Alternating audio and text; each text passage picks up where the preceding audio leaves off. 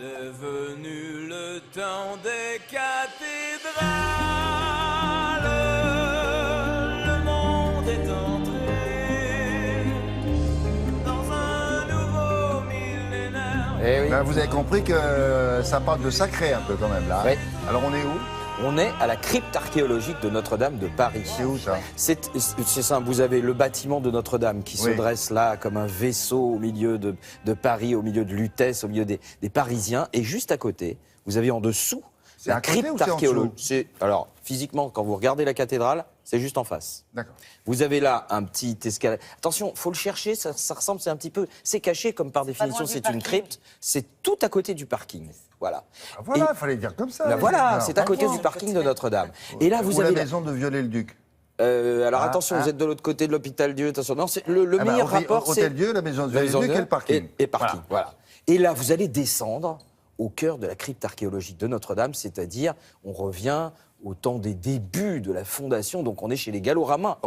Vous avez les vestiges qui sont encore présents. Vous pouvez toucher le moins 2000, moins 2100 avant Jésus-Christ. On est là. Les gars prenaient leur bain. Mais ça se visite. Bien sûr que ça se visite. C'est justement tout le principe de la crypte archéologique Mais de tu Notre-Dame. touches pas. Tu touches pas les œuvres, non, mais on peut les toucher du regard, quoi. On voit ces vestiges. Et puis, alors évidemment, pour reconstituer tout ça, ils ont fait des animations 3D extraordinaires. Ah ouais. Les types prenaient leur bain, etc. Et pourquoi on vous parle de la crypte archéologique de Notre-Dame? Parce qu'en plus d'être un lieu extraordinaire à visiter, il y a là une exposition sur l'or du pouvoir, c'est-à-dire les monnaies. Chaque, évidemment, empereur, président, etc., bat monnaie, hein, et avec son effigie, etc. Et là, vous allez apprendre pourquoi la naissance du franc, par exemple, d'où ça vient. Pourquoi les parisis ont été, les parisis ont été d'extraordinaires créateurs au niveau de la monnaie. Et ça, c'est en plus de la visite archéologique de la crypte de Notre-Dame. Bon, allez. Je dis que demande le peuple. Franchement, Hein, on y va. On ne peut pas se priver de ça. On démarre l'or du pouvoir par 3-4e siècle avant Jésus-Christ. Alors regardez, nous sommes devant les thermes. Alors pour vous montrer ce que c'est, vous avez une petite animation ici 3D, regardez. On s'aperçoit qu'à l'intérieur des thermes, il y avait évidemment des vestiaires. Bah oui. Avant de prendre son bain, il faut se changer. Et c'est dans les vestiaires que certains d'entre eux ont perdu des toutes petites pièces qui se sont glissées dans les interstices entre les pierres. C'est-à-dire qu'elles ont été abandonnées ici, il y a 1600 ans. Les types étaient tranquilles en train de prendre un bain. Et cette monnaie, elle est petite et donc on l'appelle le minime. Mais on a des monnaies encore plus anciennes.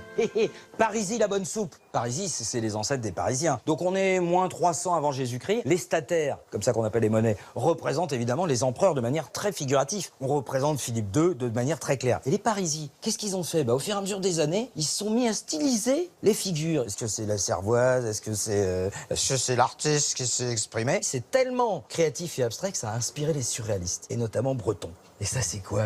Un cheval? Un délire? C'est les pièces de parisis. Et puis, il y a les monnaies romaines. Alors, vous avez l'empereur Julius. Lui, il a une caractéristique, c'est qu'il s'est fait représenter sur ses monnaies avec un collier de barbe. C'est peut-être un détail pour vous, mais pour eux, ça veut dire beaucoup. Parce qu'à l'époque, un empereur, il est glabre, il est rasé de près. Pourquoi? Parce que c'est l'appartenance au christianisme. Et lui, il met la barbe. Ça veut dire qu'il est du côté des philosophes grecs, du paganisme. Julianus, enfin, de son vrai nom, Flavius Claudius Julianus, c'est un peu le premier empereur hipster. Et le franc dans tout ça? Le franc, il arrive au XIVe siècle. Jean II le Bon, notre roi, est prisonnier des Anglais. Et pour le libérer, il faut payer une franchise, une rançon. On va créer le franc à cheval. Franc, ça veut dire libre. Si les Anglais ne l'avaient jamais enlevé, on n'aurait pas vu la naissance du franc. Peut-être qu'aujourd'hui, nous, on paierait avec des shillings, avec des livres, avec des pounds. Eh, dis donc, t'as pas dit pounds? Non, monsieur, pas un sou. Un franc. Je suis très à cheval là-dessus.